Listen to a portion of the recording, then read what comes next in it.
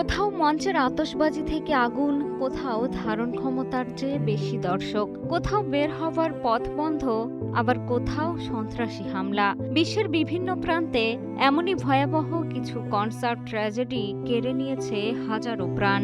উল্লাস, প্রিয় শিল্পীর গান, ঝলমলে আলো কয়েক মিনিটেই পরিণত হয়েছে মৃত্যুপুরীতে। 2013 সালের 27 জানুয়ারি ব্রাজিলের নাইট ক্লাবে পারফর্ম করছিল গুডিজাদা ফান্দাঙ্গুয়েরা ব্যান্ড। হঠাৎ পাইরোটেকনিক্সের আগুনে কয়েক সেকেন্ডেই পুরো ক্লাব ভরে যায় বিষাক্ত ধোঁয়ায়। মৃত্যু হয় 242 জনের। 2004 সালের 30 ডিসেম্বর আর্জেন্টিনায় ক্যালেজেরোস ব্যান্ডের কনসার্টে আতশবাজিতে আগুন লাগে, প্রাণ হারায় 194 জন। একমাত্র স্মার্ট সিটি বসুন্ধরা, আধুনিকতায় এক ধাপ এগিয়ে। 2003 সালের 20 ফেব্রুয়ারি যুক্তরাষ্ট্রে গ্রেট হোয়াইট ব্যান্ডের পারফরমেন্স শুরুর কয়েক সেকেন্ডেই ঘটে একই রকম অগ্নিকাণ্ড। এতে মৃত্যু হয় প্রায় 100 জনের।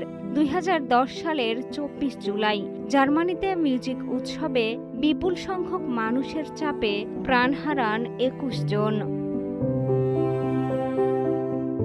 অন্যদিকে আধুনিক সময়ের সবচেয়ে আলোচিত কনসার্ট ট্র্যাজেডিগুলোর একটি অ্যাস্ট্রোওয়ার্ল্ড। 5 নভেম্বর 2021 যুক্তরাষ্ট্রের কনসার্টে মৃত্যু হয় 10 জনের। কনসার্ট ট্র্যাজেডির সঙ্গে মিশে আছে সন্ত্রাসের ভয়াবহতা।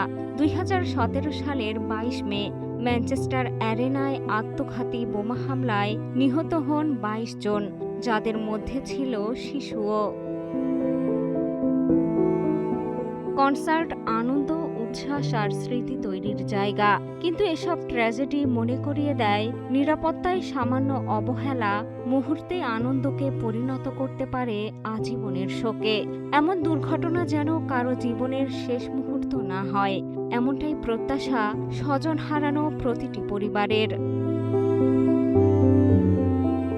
মিষ্টি খাতুন, কালের কণ্ঠ।